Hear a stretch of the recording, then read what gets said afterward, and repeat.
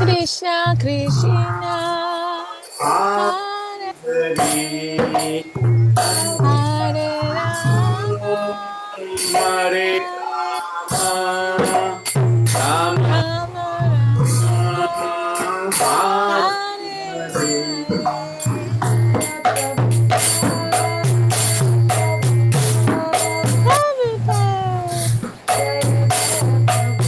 Prabhupada Jaya Jaya Prabhupada Prabhupada Prabhupada Jaya Jaya Prabhupada Gurudev Gurudev Jaya Jaya Gurudev Gurudev Gurudev Jaya Jaya Gurudev Nitai Gaur Nitai Gaur Haribol Haribol Nitai Gaur Haribol Haribol Haribol Haribol Haribol Jai हरिनाम संकीर्तन की जय, Jai Prabhupada की जय, Jai Damodar की Jai. Thank you for joining. I'll just pause for a minute and I'll rejoin.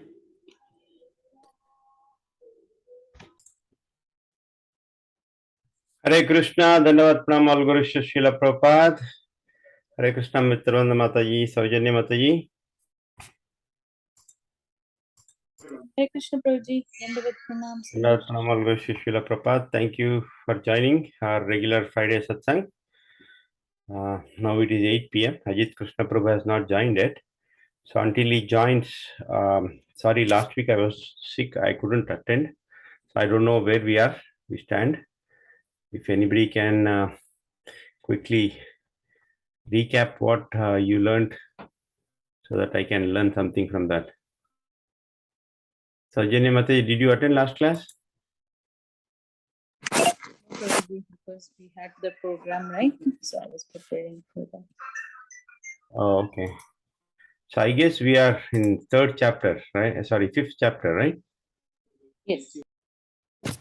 You remember which verse? Yeah, let me check, Prabhuji. I'll tell you. Which one? We'll go with 11. Chapter 5, text 11.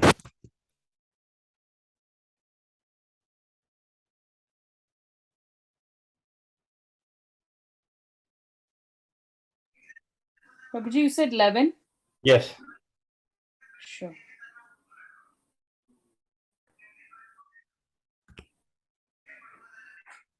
Kayena manasa buddhaya Kayena manasa buddhya kevalair indriyairapi Kevalair indriyair api yogina karma kurvanti Yoginaha karma kurvanti sangam tyaktvatma suddhaye shuddhaye. Sangam tektvatma shuddhaye. Translation: the yogis, abandoning attachment, act with body, mind, intelligence, and even with the senses, only for the purpose of purification.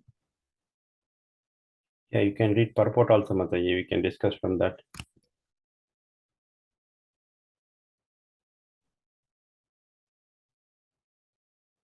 I made few notes also, Prabhuji. If you want, as a recap, I can tell for 10, 11, and 12. Or I can read the purport and then I can tell the points, however. Yes, however you wish, no problem. For in the context of text 11, few key points that Prabhuji made was that, see, like a yogi, whatever he does, it's only for the purpose of purification. But we in this material world, like for example, if we have to go to office, how do we consider that as a purification? Because when we like you keep your interactions controlled and surrender the results to Krishna. For example, it's a lot of mental discipline to do that. It's not that easy, like, how you can keep your emotions, interactions controlled and keep them only on Krishna. And that is like, how do we do that? And and then he went in little bit in detail and he said Krishna will tell us how is that in the 12th one, in the 12th shloka.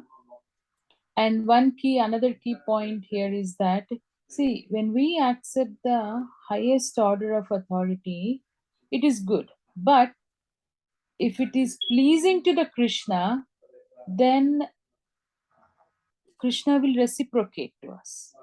But how does he do that? In the text 12, Krishna says, I'll quickly read the. You want me to read the purport of the 11?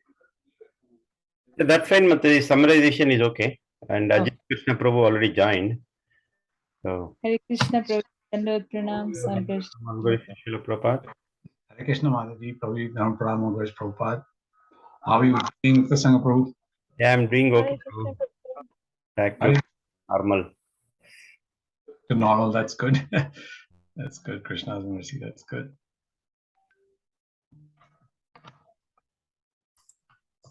Go ahead, Mataji. Okay, Prabhuji. So, text 12, Krishna is saying, like, how does Krishna reciprocate? To answer that in text 12, I'll quickly read the translation and I'll tell the points.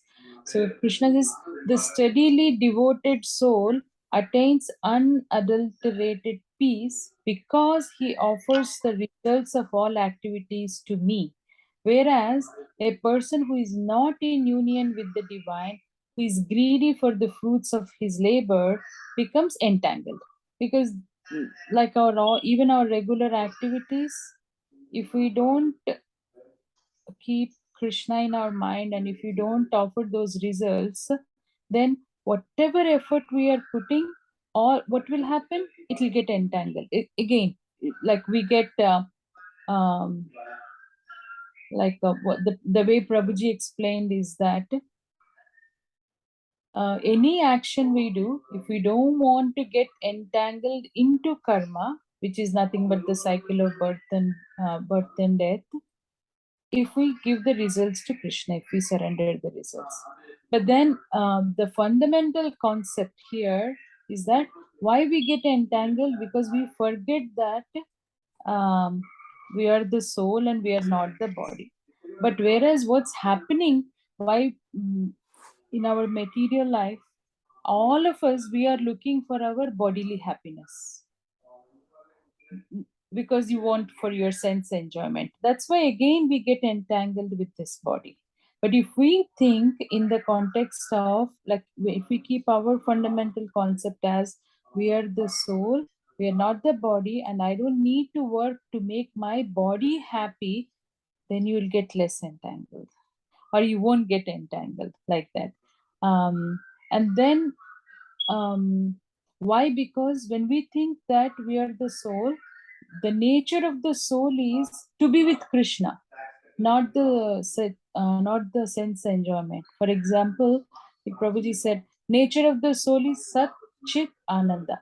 It's eternal, full of knowledge, and it's full of bliss. And that's why we, as like every human being, we're always looking for happiness. Where do we find? But we don't know. Why we don't know? Because we always want to make our body happy. And again, it's temporary. Whereas if we work on making the soul happy, then you don't get entangled and you feel satisfied. Whereas the sentence I wrote and I made an underline, we have to take care of the body and make soul happy. You still have to take care of the body. Without that we cannot, because body is carrying the soul. But then instead of just taking care, we pamper our body and we forget to make our soul happiness. And Prabhuji gave us the analogy of a diamond. If you have a diamond, what is the nature of the diamond? It's always shining. But when you put it in the mud, it becomes dirty. Similarly, and then you cannot see that shyness, the shining. Similarly, our mind, if you put it in the dirt, then you cannot see, the soul is covered. So, but just like how though the diamond is covered in the mud, it has the capability of the shine. It doesn't lose its the shyness. Similarly, even our body, we are not, we don't lose the capability, but we are covered with this anarthas, lobha, kama, krodha, lobha, mada, matsarya. And we need to cleanse that. And that's where two other contexts in Srimad Bhagavatam, second canto, chapter 8, fourth and fifth verse, which Mukta Sangar Prabhu, you always quote this, like how it cleans, right? The person who hears Srimad Bhagavatam regularly and they're always taking the matter very seriously will have the personality of Godhead Sri Krishna manifested in their hearts within a very quick short time. And in text 5 again Krishna says, I mean, not Sukadeva Goswami, the sound incarnation of Lord Krishna, the Supreme Soul, enters into the heart of a self-realized devotee, sits on the lotus flower of his loving relationship, and thus cleanses the dust of material associations such as lust, anger, and hankering. Thus it acts like a autumnal rains upon pools of muddy water. So that's what the, not the last class, last to last class, we had covered the 11th and 12th Prabhuji. Thank you, Mataji. So Ajit Krishna Prabhu, I didn't attend last class and Saujanya Mataji didn't either. So we were just discussing the previous two classes, what we discussed. I'm not sure where we stopped last class. You can continue from there, Prabhu. Basically, yeah, so last class, we briefly touched upon verses 13, 14, 15. The idea was to basically do them today. So you've really not missed anything. And we can just move ahead with the reading of those verses, because in any case, you weren't there, and we kind of just briefly did an intro to the concepts that we were going to cover in 13, 14, and 15. We'll start with 13. Yes, please. Okay. Sarva karmani manasa Sarva karmani Karmani manasa manasa sanyasyaste sukam vasi sannyasya te navadvare pura dehi navadvare pure dehi purdehi naiva kurvanna karayan. naiva kurvanna kurvanna. karyan. Translation. When the embodied living being controls his nature and mentally renounces all actions, he resides happily in the city of 9 gates, the material body, neither working nor causing work to be done. Text 14. Any volunteers? I can read, Prabhuji. Okay, Madam. न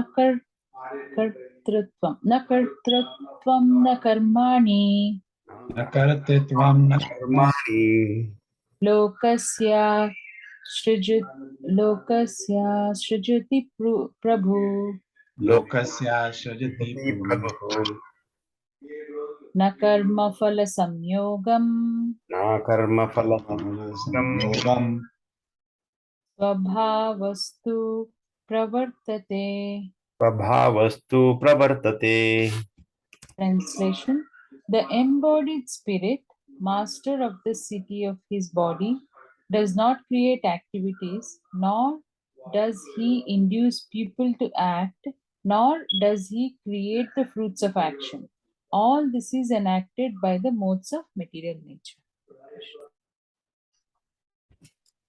Text 15. Mitravinda Mataji, Jai Ganesh Prabhu. Hare Krishna Prabhu. Hare Krishna Prabhu. Nadate kasyachit papam, Nādate Nācate kasyachit papam, kaśyachit papam, na chaiva sukritam vibhuः, nācaiva nācaiva sukritam sukritam vibhuः. ajñānena vritam jnanam, अज्ञानेन वृतं vijnanam ज्ञानं tena muyyanti jantavah. Tena Yanti Jantava. ततः Translation. Nor does the Supreme Lord assume anyone's sinful or pious activities. Embodied beings, however, are bewildered because of the ignorance which covers their real knowledge. Hare Krishna. Thank you, Prabhu. Krishna.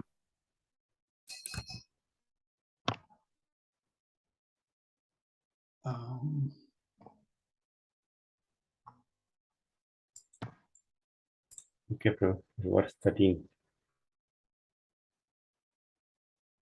Okay, so I think we'll start with the discussion then. I mean, if nobody else is going to read, all right, let's just do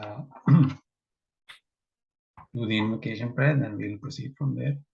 Om Ajnanatimirandasya Jnananjana Shalakaya Chakshurunmetam Yena Tasmai Shri Guruve Namaha Shri Chaitanya Manobishtam Sthapitam Yena Bhutale Swayam Rupakanamayam Dadhati Swapadantikam Vandeham Shri Guru Shri Ruta Padakamalam Shri Gurun Vaishnavamscha Shri Rupam Sagrajatam Sagana Raghunathanvitam Tam Sajivam Sadvaitam Savadutam Parijana Saitam Krishna Chaitanya Devam Shri Radha Krishna Padan Sagana Lalita Shri Vishakhanvitamscha He Krishna Karuna Sindhu Deenabandhu Jagatpate Gopesha Gopika Kanta Radha Kanta Namastute Tapta Kanchana Gourangi Radhe Vrindavaneshwari Vrishabhanu Sute Devi Pranamami Hari Priye Vanchakalpatrubhyascha Kripasindhubhya eva cha Patitanam Pavanebhyo Vaishnavebhyo Namo Namaha Jai Shri Krishna Chaitanya Prabhu Nityananda Shri Advaita Gadadhar Shiva Gaur Bhaktavrinda Hare Krishna Krishna Krishna Hare Hare Hare Rama Rama Rama Hare Hare.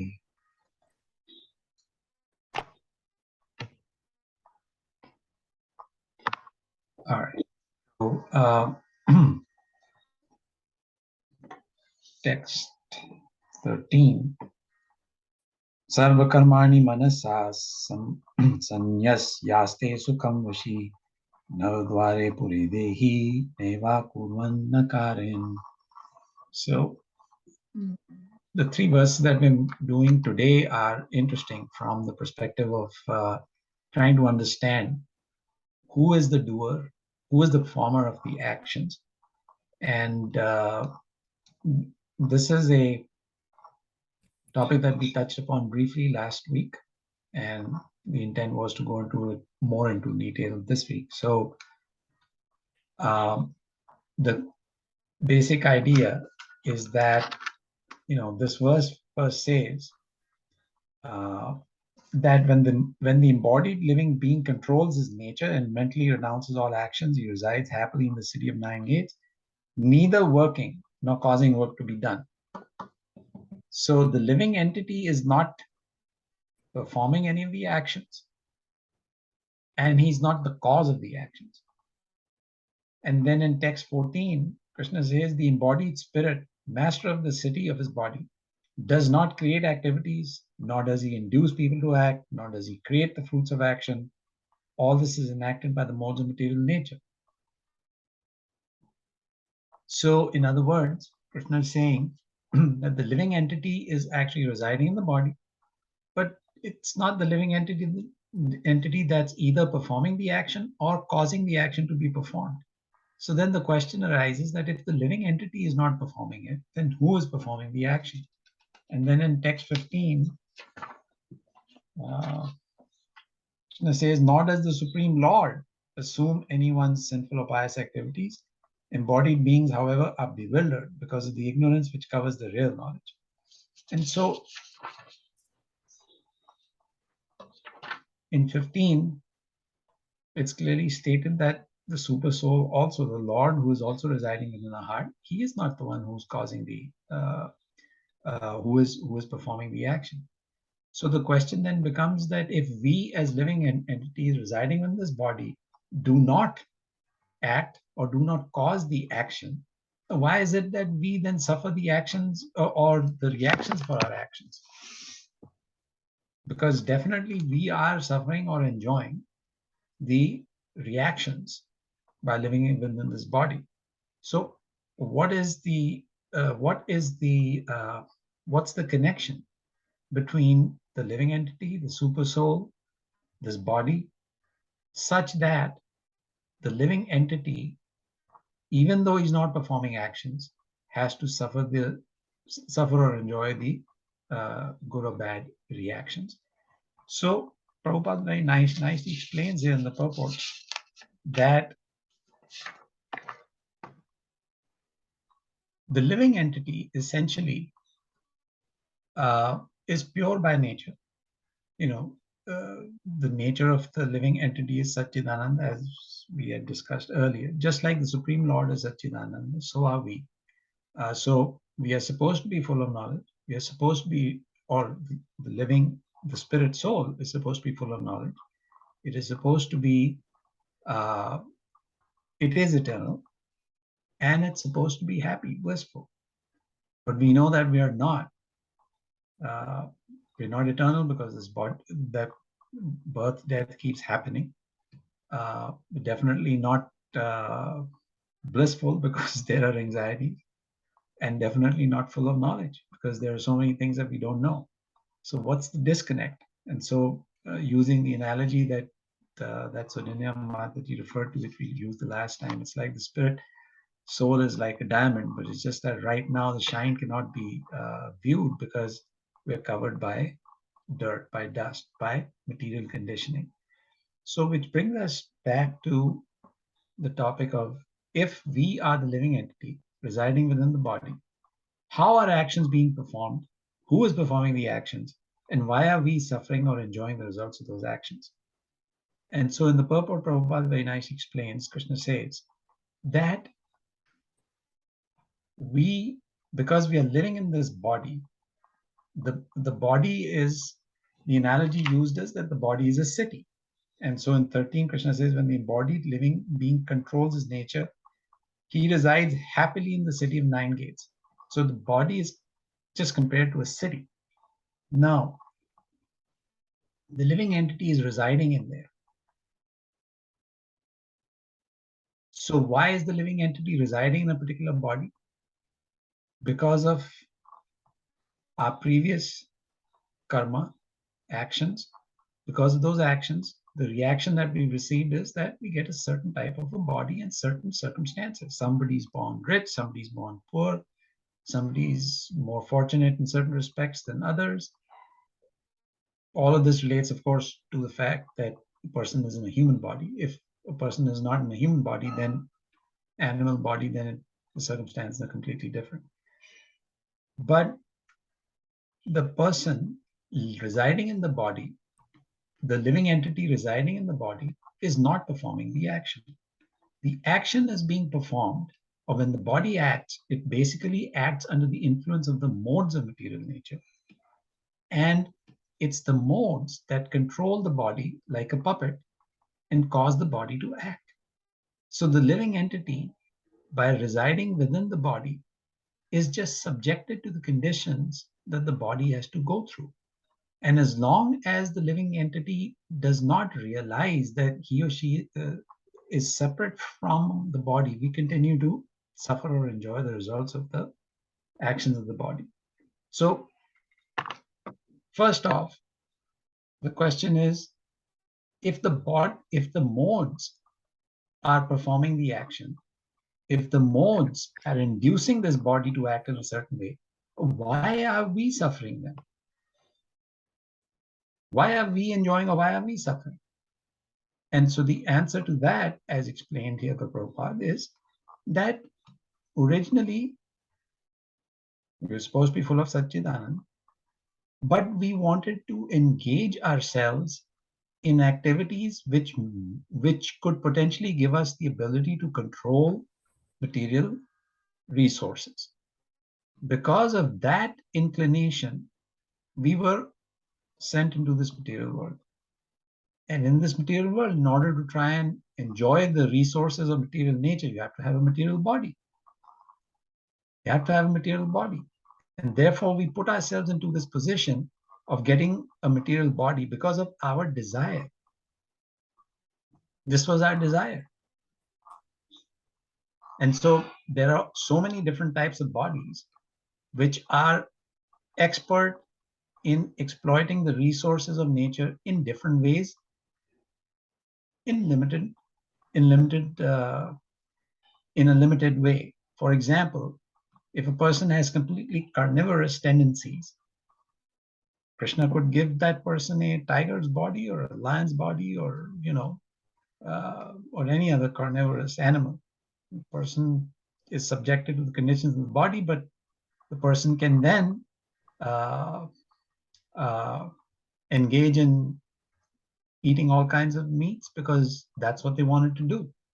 So the culprit here, or the key, Hare Krishna Ramchandra. So the key here is that it's the desire of the living entity that causes them to reside within a certain body. Now, because once we are in this body, in a certain type of body, and we have certain desires, we also know that it's not as if all of our desires are fulfilled. So then what happens is, let's say we are in a human body, reasonably well educated, but not very opulent in terms of material wealth. And if a person's desire is to, I really want to be wealthy, I really want to be wealthy, the Lord residing in their heart understands that desire, but then he assesses and says, depending upon your past karma, you were very charitable. So, okay, I'll award you circumstances such that you can have material opulence and wealth.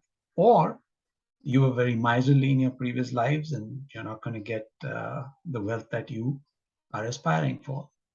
The point being, we will always have desires because we are in a material body. Those desires are evaluated by the Supreme Lord based on our karma. Some of them are sanctioned, some are not. Now, when he approves of a certain desire to be fulfilled, then under his direction, the three modes of nature, they get permission from the supersoul that, okay, this person can be awarded such and such activity and such and such result. And so the modes, they induce the body to act in that certain manner. And so the body acts under the influence of the modes after getting approval from the supersoul, and the supersoul approves or disapproves depending on the desire of the living entity and the living entity's karma. One of the analogies that has been used a lot and helps us kind of identify or understand this concept is, if you think about, we've all kind of had this experience. If you watch a movie or a TV show or whatever, and let's say, well, let's take the example of watching a TV show in your living room, and you have a couch. You're sitting on the couch and you're watching the show. The fact that you're sitting on the couch, let's equate that to us, meaning the spirit soul residing within a certain body. So we are seated within a certain body, and the analogy is, here you are seated on a couch in your living room. Now, what you watch on TV is your choice. So let's say you want to watch a comedy show. You're watching comedy is going on, And let's say it's really funny, so you start laughing. Or you switch the channel and you say, no, I'm going to watch a horror show. You watch that and you start feeling afraid. Or you watch a drama, and the drama is kind of, this family drama and all kinds of situations, which make you sad and some make you happy. Now, we've all had this experience. While you're sitting on the couch and you're viewing something on the TV, you go through a range of emotions. And let's say if you're going through a horror show and you're feeling afraid, well, if you kind of just step away from the TV for a second and look around you and you say, well, I'm sitting in my house, I'm in a safe space, I'm sitting on my couch, what am I afraid about, right? Or similarly, if you're looking at the TV show and you're feeling very sad, there's like it's a tearjerker show, and you then remind yourself, why am I shedding tears over this? This is just it's just a show. I mean, it's fiction, right? But I'm allowing myself to identify with what I'm viewing on the TV. And I'm also kind of allowing myself to get dragged into the emotions of what's happening within that drama.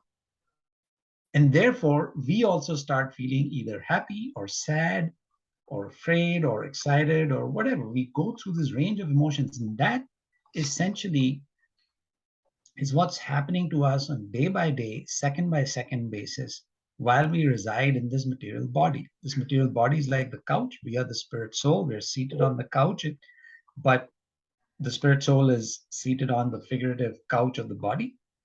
And the TV show is like the modes of nature. They're showing you various things. Some modes make you a combination of some events make you happy, combination of other events make you sad, make you angry, whatever. You go through these ranges of emotions. But if you check yourself for a few minutes and say, look, what's happening in the TV is temporary. It's not real. I'm just allowing myself to get pulled into the situations that I'm viewing. But when you remind yourself that, then you can pull yourself away too. So what Krishna says in text 15 is that when the living entity understands this or realizes that this is what's happening to me on a day-by-day basis, second-by-second basis, because I'm associating with these modes of nature, and I'm associating with these modes of nature because I'm residing in a material body, which by definition will be controlled by the modes of nature. A material body will be controlled by the modes of nature. There is absolutely no capacity for the material body to not be controlled by the modes of nature. That's by definition. But a person has to have the mental discipline to pull themselves back and pull themselves out of it and understand that, okay, I am in a situation that's not eternal. It's just a matter of me allowing the modes to act upon me and me getting associated with these modes. And so then the solution to that becomes, and Krishna actually explains that very nicely in chapter 14. It's 14:26. Trying to remember the verse.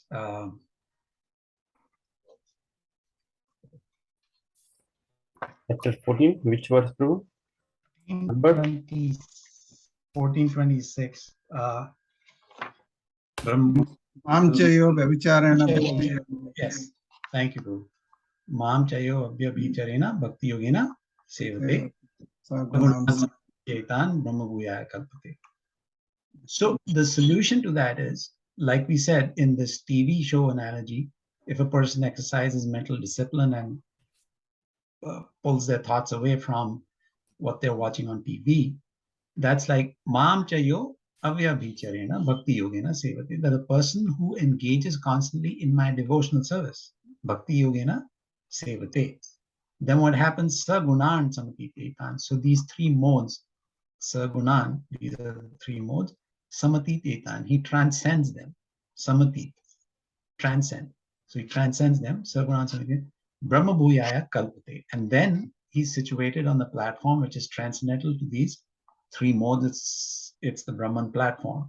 And then from there on, the spiritual advancement, or a person could be either in Brahman realization, Paramatma realization, or Bhagavan realization, depending on the person's devotional practice. However, the point is that the process of devotional service is such that it gives us the strength and the capacity to pull ourselves away from the influences of the modes of nature and realize our true situation, which is we are spirit soul and we are meant to serve Krishna. So the analogy is pretty just like if you're seated on your couch and let's say this sad show gets to you and you kind of start shedding tears, then you say, oh, hold on. Let me just pull myself away from this a little bit. That's the process of devotional service. It allows you to understand your reality versus what you've allowed yourself to get pulled into. And so that's why Krishna recommends the process of devotional service repeatedly in Bhagavad Gita, because that strengthens our mind, allows us to identify the influence of the modes of nature, and then allows us to pull away from them as well. I'll just stop for a few minutes before moving to the next piece of it, in case there are questions or comments or thoughts that you want to share. Prabhu, maybe this is a very basic question, but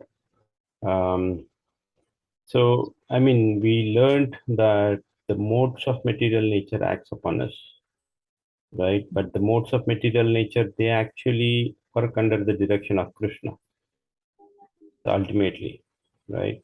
Right. How do we understand that in any actions of ours or in anything happening in our life, whatever it is, how do we understand that, and how do we realize that there is a hand of Krishna in all these activities?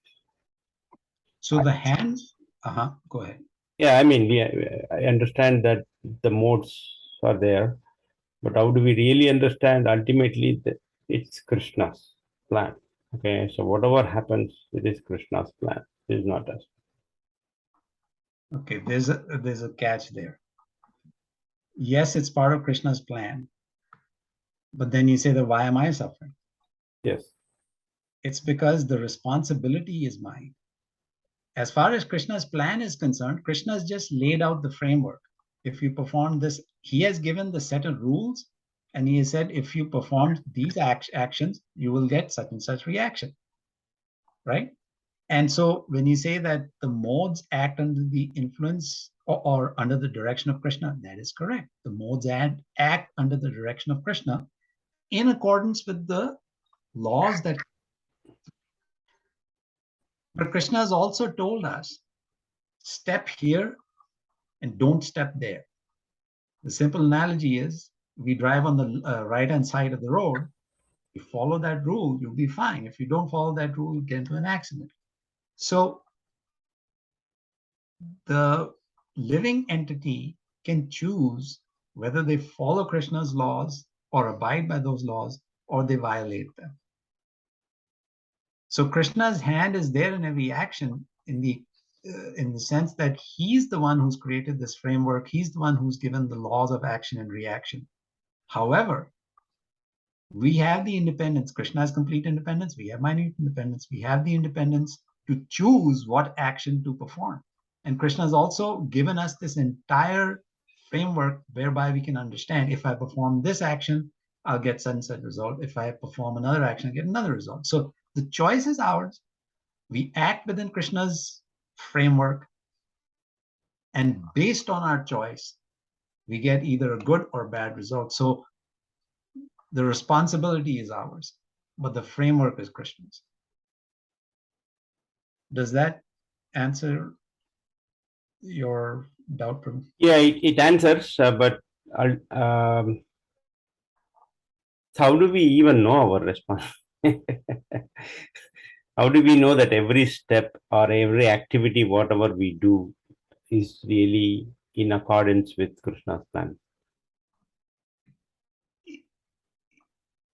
I know we read scriptures, and scriptures there are many things laid out, but I'm asking, that in a simple English, how do we even know that every activity or every thought or every word we speak that is in accordance with the scriptures or in accordance with what Krishna has laid out? Oh, so I mean, you're basically So that even the modes of material nature will act accordingly what Krishna has planned for us, because we just want to make sure that we act accordingly to what Krishna has laid out ultimately. right. I mean, we basically, when we act under the direction of Guru, Sadhu, and Shastra, then we can identify in every situation whether whether we are acting according to Krishna's direction, or are we doing things whimsically? See, that we have this tendency to blame others when things go wrong and take credit when we achieve some success. What we forget, or what we, well, in ignorance, a person doesn't know that all he or she is doing is acting within a framework that's established by Krishna. Choice is always ours, but the result will be based on whether the choice is in accordance with scripture or against scripture.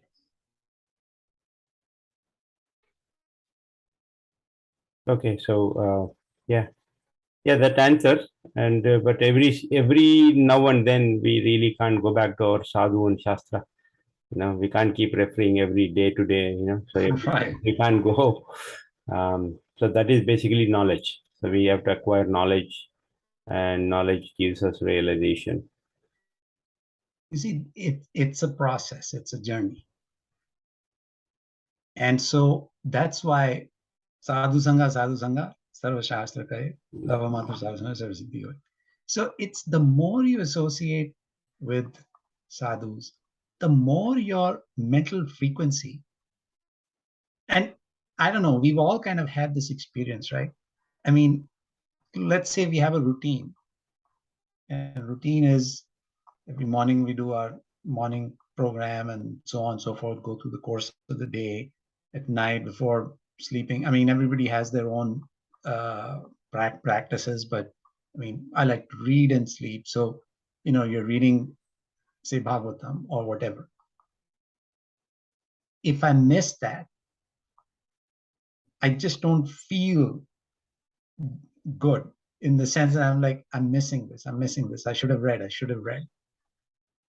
So, and that kind of reinforces, at least for me, it reinforces that, look, why can't I just plan my day in such a way that even if it's for 5 minutes, I need to give myself those 5 minutes of reading time, because it's very satisfying.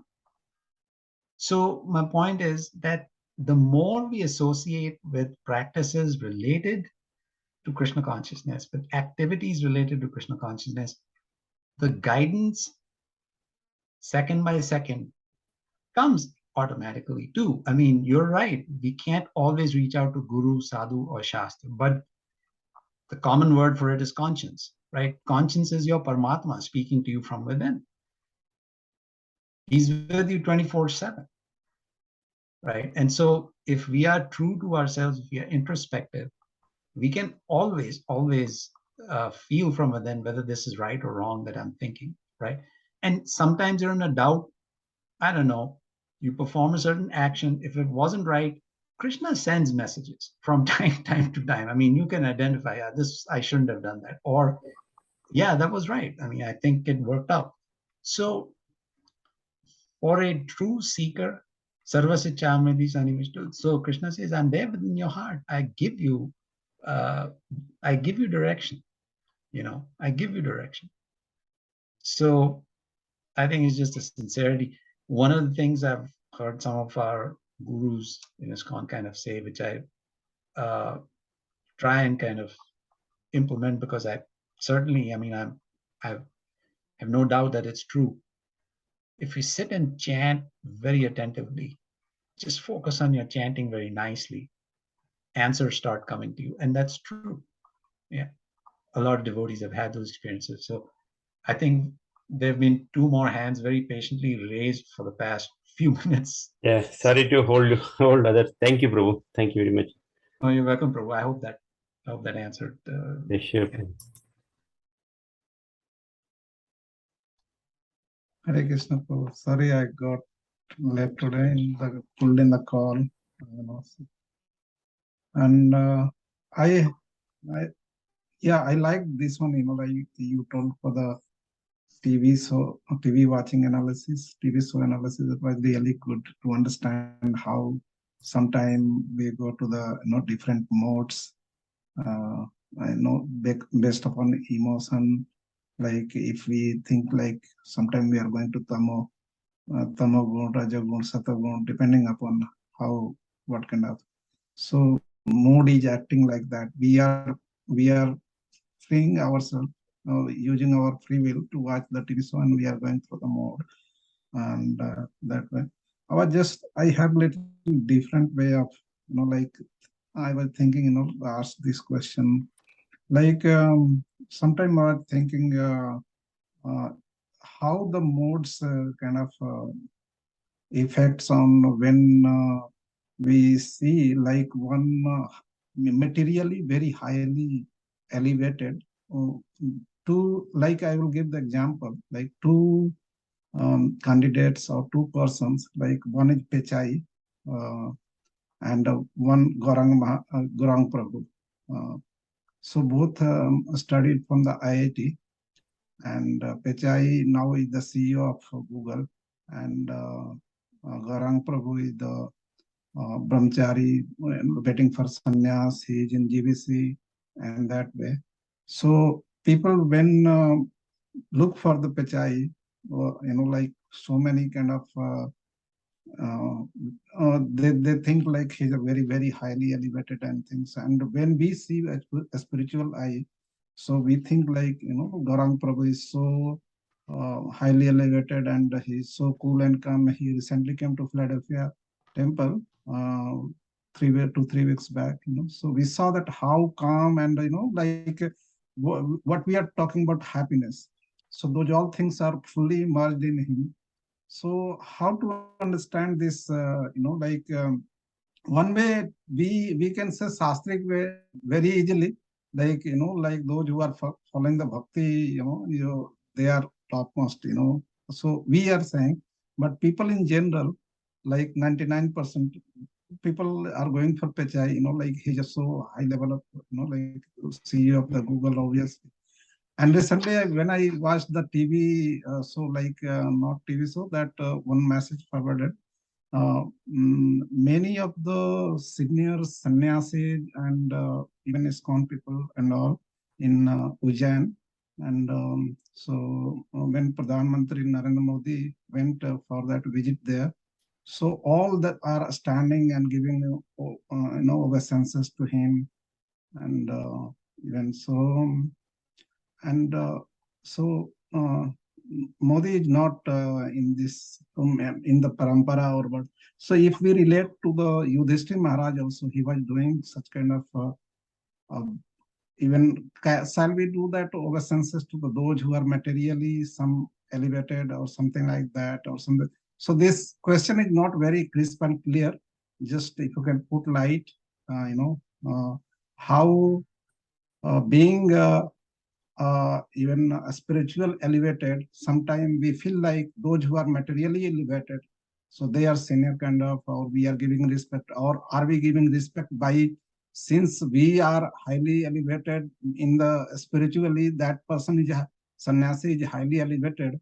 Being humble, he is paying obeisances to that, even that materially elevated person is there, or thinking that he is the Raj, he is in the power of the government, or kind of in the earlier also in the Mahabharata also, those who are kind of not Raj Rishi, means those who are Raja, so we should pay regards to them.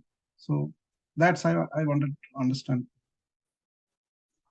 All right, Prabhu, if I were to kind of just summarize your question, I think you're basically asking, is it, oh, well, how should we be offering obeisances to somebody who is materially advanced, right?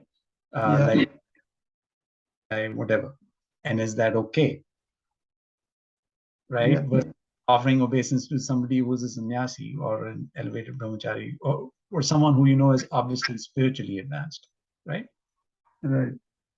So offering obeisances to, let's say, Modi, right? Or Sundar Pichai in your example.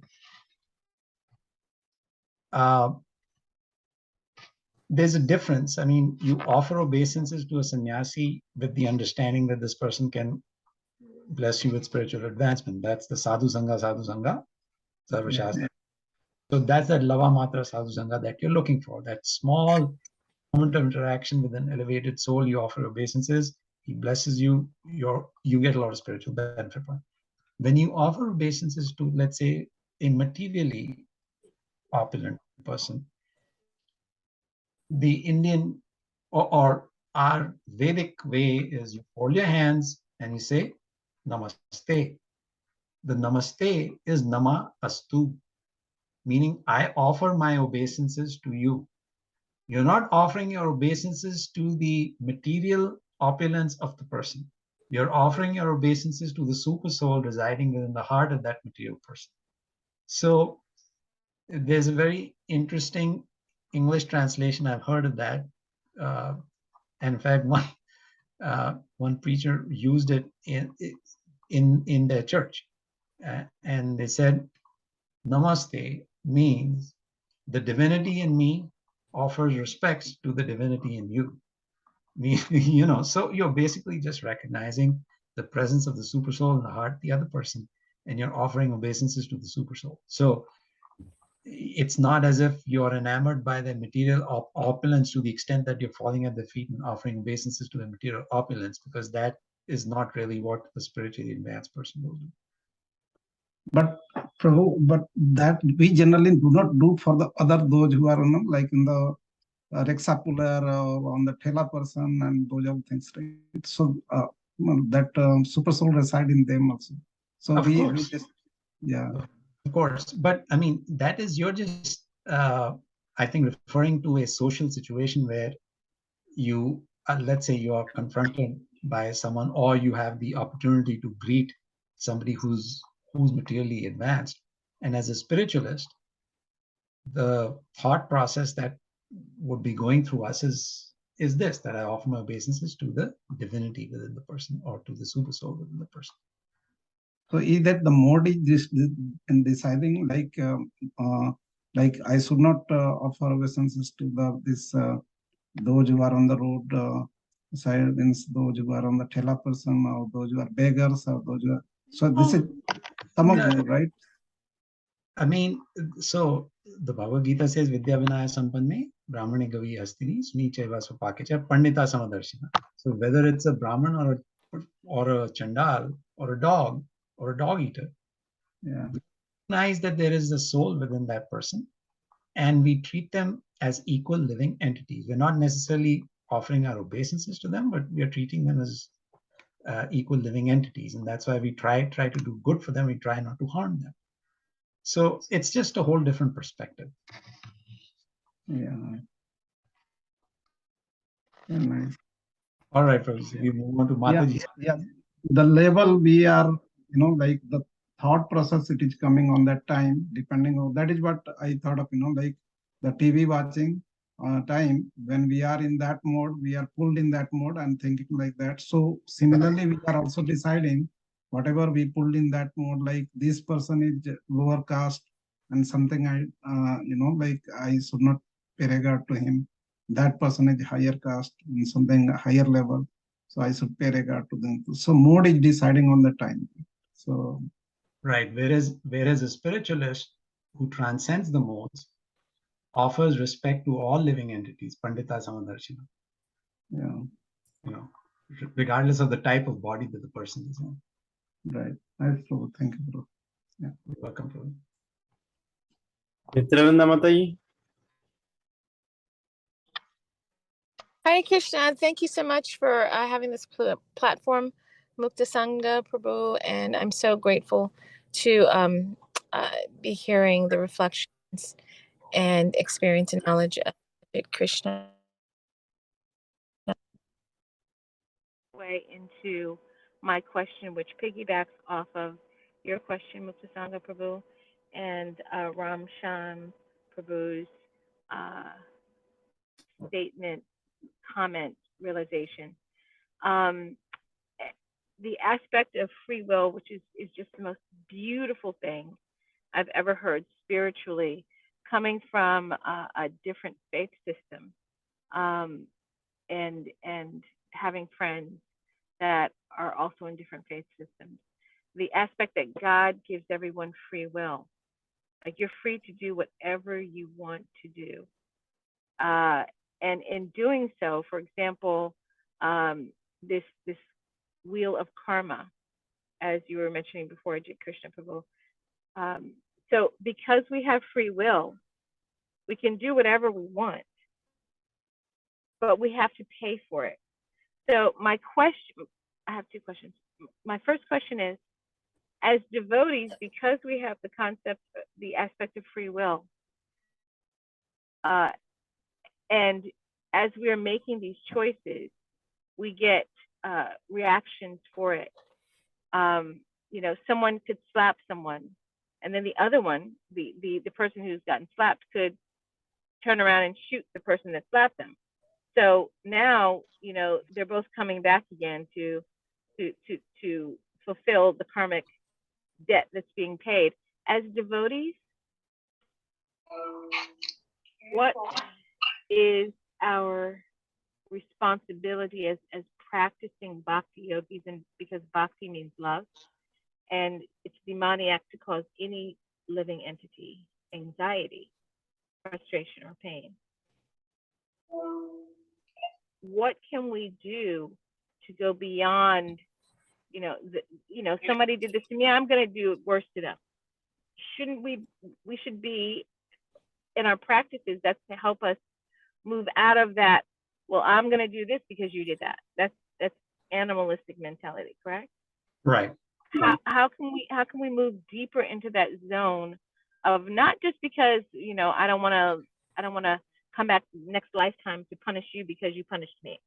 How can we move out of that and into a more authentic way of being, understanding that there's going to be a debt to be paid no matter what?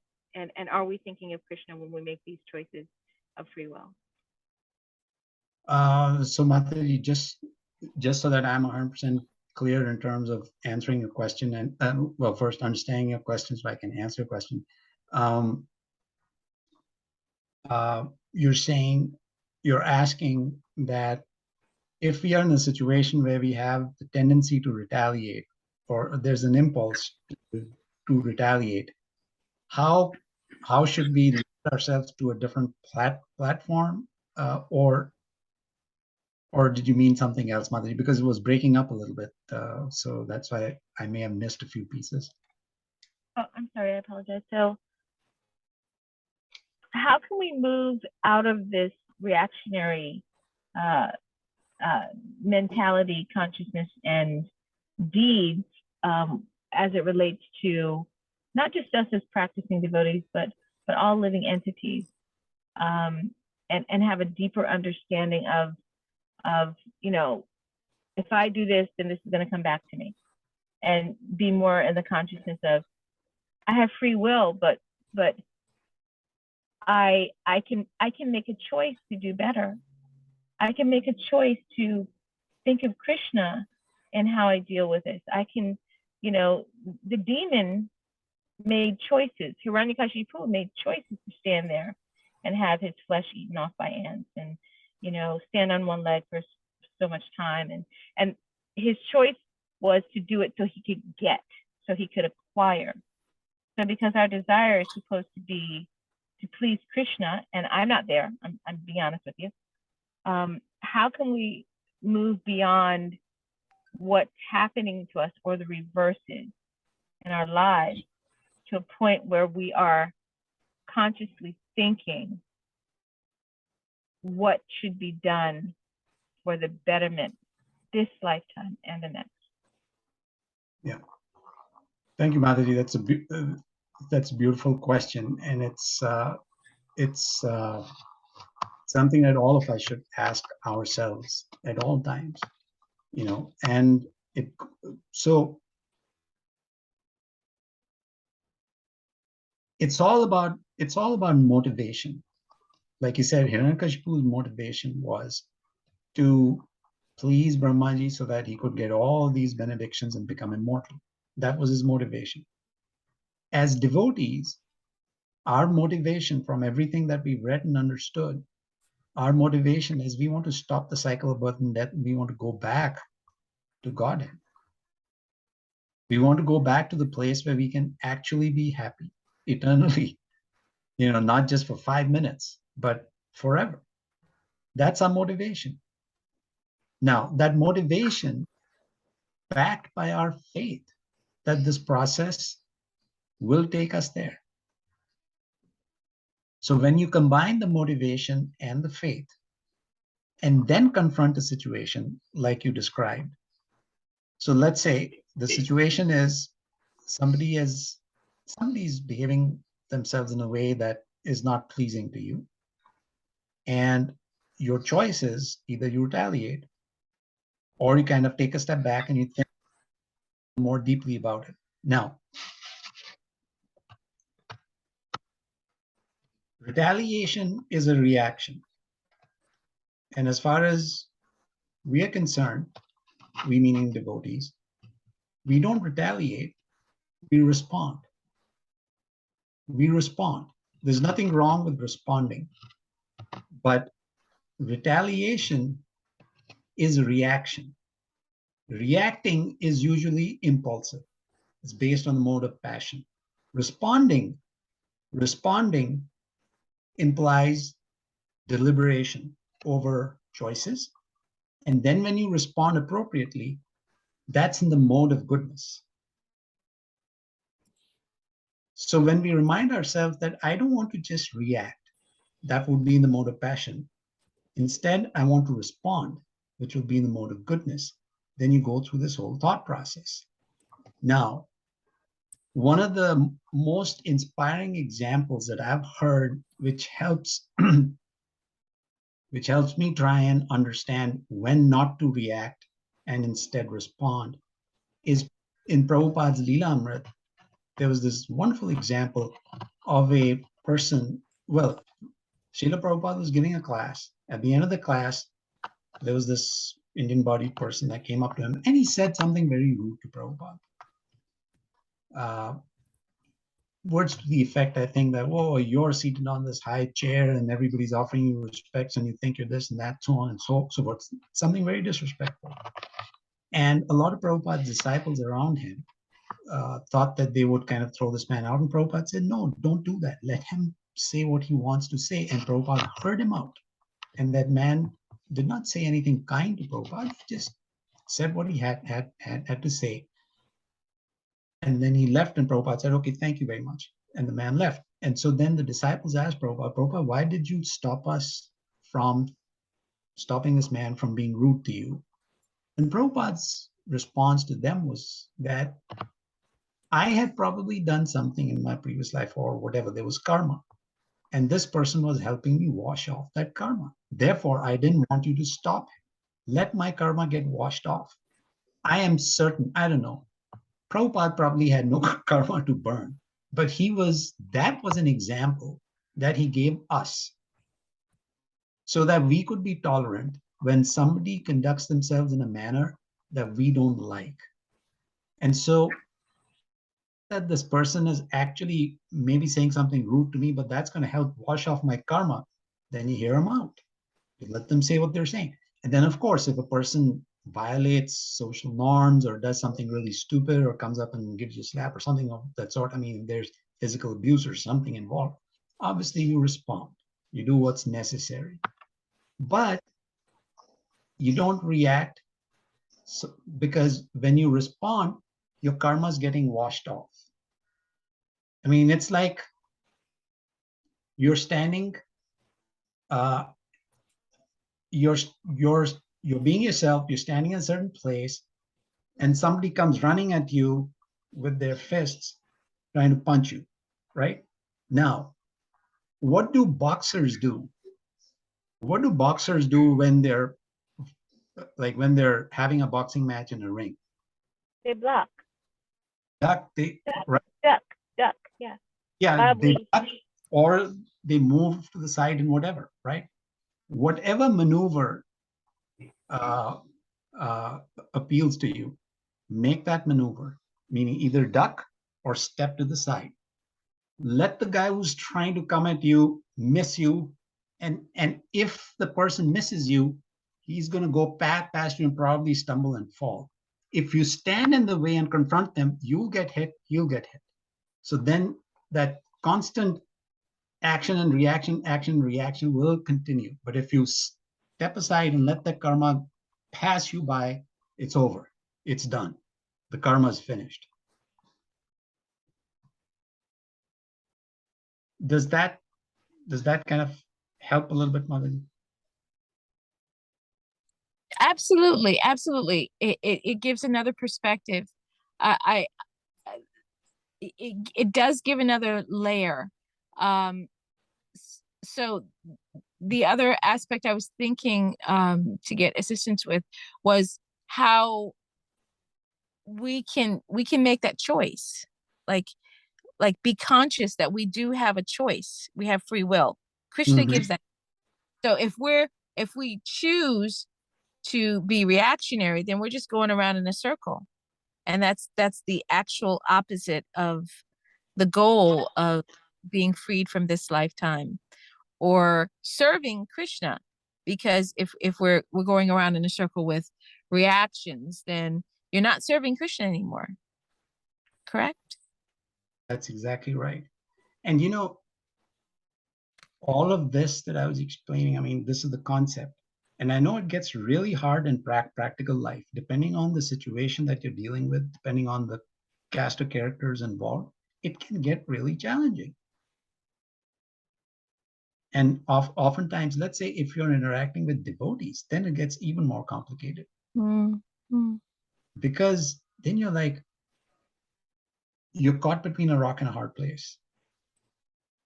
One part of you is like, okay, this devotee behaved in such and such way. This seems really wrong. And then at the same time, you say, oh, I don't want to think unkindly because it's a devotee. Maybe I'm misunderstanding. And then you say, but I'm being foolish. This is really obvious. This is what this person was trying to do, and that's not right. They shouldn't be doing that. So with devotees, I mean, it gets really, really, really delicate, and you've got to be really careful. No, thank you so much. And the other part of the question, really briefly, is karma and these bodies. And the from what I hear, the message that, well, if you're having negative behaviors, actions, consciousness, then your next body determines that. Your next lifetime, your body that you get in your next lifetime. So I want to ask the question that relates to people who view certain bodies a certain way. That means that your karma is bad because you have this body. Right down to complexions or caste or, what have you, or you have this body and you have, maybe some funds in this lifetime. That means that you're better, you have better karma, you did great things in your last life. Not to mention that it could have been lifetimes and lifetimes and lifetimes and lifetimes, other yugas before. So I just wanted to ask about that because, because we are conditioned, there's a lot of messages that way that relate to people treating, jivas in female bodies a certain way, even though shastrically it's said that women are never to be punished ever. This is adharma if a woman is ever punished. And she can be chastised, but never punished, much less publicly or repetitively. If we're talking bhakti, we're talking dharma. The other thing is, you know, devotees thinking, because we hear that because you get the body that you have reflects on your karma, how that can be a conditioned misconception versus what is meant in Shastra. Would you reflect on that, please? Certainly, Madhavi. Certainly. Thank you. And very, very, it's a very nice question. And I think we all need to kind of think about these sorts of questions and answers to these questions. So the first part, when you say that, you know, people make certain assumptions about your karma based on your body, your complexion, your nationality, so on and so forth. My immediate response to that is that the person who's making those assumptions is being unfairly judgmental. Because, and you just said it, we don't know whether it was karma from our last life or millennials ago that landed us in the circumstances that we find ourselves in today. There is a tendency for people to be judgmental. And they think that, oh, because I'm in such and such body or I have such and such circumstances, I've had better karma than you have had. I think, you know, so that is not the Shastric way to think about another person's condition. Another person's circumstances have to be viewed. If you're an aspiring devotee, we need to view each person's circumstances as a reflection of the mercy of the Lord. And also, instead of thinking that this person does not have as good karma as I have, or whatever, the thought process instead should be, if this person is a devotee or an aspiring, I mean, we are all aspiring devotees. We are not pure devotees. We're all aspiring devotees. If a person is an aspiring devotee, this person is a gem. Because this person, Manushanam Sarasheshu Kaschadhyadati Siddhaye. So Bhagavad Gita says this. This is not my opinion. Bhagavad Gita says that of millions of people, there's probably one who tries for perfection. And then of those who seek perfection, there's probably of the thousands who seek perfection, there's probably only one who actually comes to a platform of devotional service. So that's how special a person who's practicing devotional service is. And so if we start being judgmental in a negative way about other people who are trying to follow spirituality, then I think we really haven't understood a very basic principle of devotional life. And so it's shastrically, it's wrong. It's not our position to try and jump to conclusions about a person's past karma. You know whose place it is? Whose place is it to pass a judgment on a person's past karma?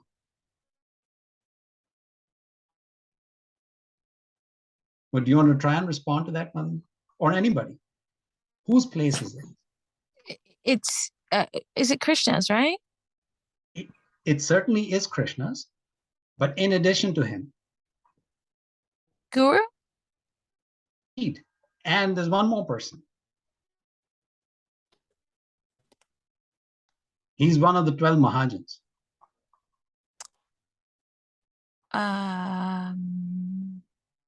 Wait. Anand. Who? Hanuman? You're- Who'd you say? No, I said you're on it. You're getting there. He plays the Veena? No, that's Narad Muni. Can you Okay. please reiterate the question?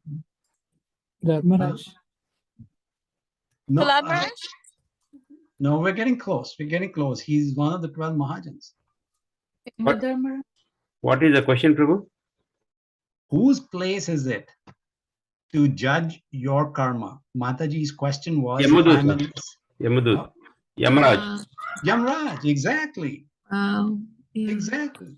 Krishna's given Yamraj the responsibility for keeping a track and assessing everybody's karma. It's not our place. Mm. We can't say, oh, you know what, that person, no, they must have had bad. We've all got bad karma, right? The fact that we are in this material world, in material bodies, we all have bad karmas, right? We are all prisoners in this in this jailhouse of the material world. So it's very arrogant on the part of any living entity to think that their karma is better than somebody else's, and oh, so and so's in that kind of body, and no, that's shastrically, that's not the way to think about it. That's why the verse that we've quoted often too, Brahmane Gavi Hasni Sunich Pandita Samadarshana. So the wise person, a real devotee, views every living entity, regardless of their body type, whether it's human body or an animal body. I mean, they transcend even human bodies. We are trying to judge different human beings based on their human bodies. And here the Shastra is saying that if you want to be a Pandit, a wise man, or a devotee, you should not judge based on a person's body, whether it's an animal's body or a cow's body or a dog eater's body or a Brahmin's body.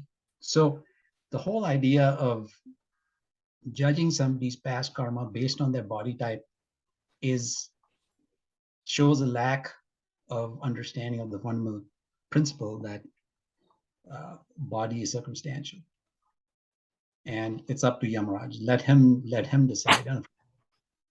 Now, we are all very fortunate that we've been given the process for how to end the cycle of birth and death, because we all recognize, that being in a human body or any material body is being in jail, and we need to get out of here, and we need to get out of here fast. And then I think the other part of your question, Mataji, was about women should not be punished, can be chastised. Yeah, chastised with the intent of showing a person the right path, trying to help a person stay on the right path, but not otherwise. Women are, according to Shastra, women, children, older people, they're meant to be protected. So I hope that answers your questions, Mataji, or was there anything that I missed out? No, it was wonderful, Prabhu. Thank you so much for your insight and wisdom. Hare Krishna. Hare Krishna. Thank you for the questions. And Sojana Mataji's got her hand raised. Mine is very quick, Prabhuji. It's not a question. Just as I was listening, the answers that you gave, just two comments. One is when Mukta Sangha Prabhu asked, for everything we can't go to Sadhu Sangha, like we can't refer to that Sadhu Sangha Sastra. So I was just thinking, it's Krishna who gives us the intelligence as we surrender, or as we have the faith, and then as we practice Krishna consciousness. That's how he protects us, by giving that intelligence. I just got that thought I wanted to share. And the second thing is when Mitra Vrinda Mataji was mentioning, like in her question, like how, I mean, commenting, some people are judging on that. I was thinking of Jada Bharat, I mean, if somebody would see in that material platform what anyone would think of him, right, Jada Bharat, but he is such an elevated soul. Like that, as you rightly concluded, it's not those who are doing that, they're not even in that position of judging. So I just thought of just sharing that too, Prabhuji. That's all. Well, thank you, Mataji. Those are very nice thoughts, and again, it's helpful for us to always have the backing of scripture in everything that we're trying to kind of do, or any conclusion that we're trying to reach. And so when we say that Guru Sadhu and Shas may not be readily available at a particular point in time, I mean, just remember the verse, like one of the Chaturshloki verses of Bhagavad Gita, where Krishna says, Tesham Ivanukampatam Aham Jnana Jamtama Nashyami Atma Bhavasto Gyandipina Mashita. So that within their heart, I give them the knowledge by which they can come to me. And he's referring to those who are sincerely trying to pursue the process of devotional service. So he says, I mean, there's never a time when I'm not with them, and I'll always be there to guide them. Yes, Prabhuji. Thank you. Hare Krishna. Hare Krishna, Mataji. Thank you very much, Prabhu. That's a wonderful discussion, actually. Yeah, wonderful questions. It's like I we're was not just the questions, and Mataji asked such a deep thinking, and I was thinking, oh, what could be the answer? And first of all, look at the powerful question. Thank you, Mataji. Hare Krishna. that's exactly what I was going to say. I mean, thank you for the questions, because I mean, it's the great questions that lead us into a nice sort of a discussion. You know? So you all have asked such great questions. It's very nice to benefit from each other's realizations and thoughts. Thank you so much. Can I say something, please, just really briefly? I just Sure, wanted to Mataji. welcome a really wonderful and very sweet family of devotees to the platform tonight. This is their first time here. Viveshka and her husband are on the line, and they're such sweet devotees, and we very, very much are happy that they're in the area. Well, that's very nice. Welcome. I didn't catch their names. Maybe somebody more. If you could repeat those, please. Is it the V? Somebody logged in with V.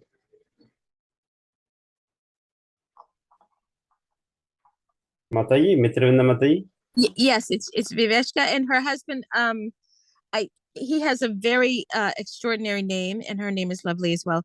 But his name is like three Krishna names together, and I can't remember what it was. So please forgive me. But yeah, they're a sweet couple, and they are doing Krishna's work in so many ways, and they're very lovely. And I'm so happy that they came tonight. Thank you very much for joining. Welcome. Oh, Sundar Krishna Balram Das. Wow, that's Hare Krishna. that is indeed a beautiful name. Well, thank you so much for joining us, and Mitravinda Mataji, thank you so much for giving us the benefit of their association and bringing them here to the group. So thank you so much for introducing us to them. Yeah, Jai. we can say, welcome them. We can welcome them by loudly chanting Hari Bol 3 times. Hari Bol. Haribol. Welcome, Prabhu. Haribol. Thank you. Yes. Again, thanks to everyone. Wonderful association. Of course. Friday association. So please come next week also. And Ajit Krishna Prabhu, thank you very much for wonderful information and realizations. So before I let everyone go, this week is a Pauganda Pravachan series, Sunday. So please join, if possible, at 10 a.m. Eastern Standard Time. Same Zoom credentials. Okay, I'll send you the details by tomorrow. Thank you again, and have a wonderful Kartik and Damodar Ashtakam. A wonderful month. Yes. Thank Kartik you. Mas, good wishes to everybody. So, Yeah. one second.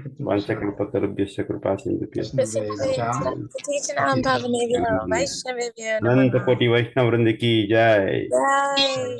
Shila Prabhupada ki jai. Grace Ajit Krishna Prabhu ki jai. Jai. Hari Bol. Hare Krishna.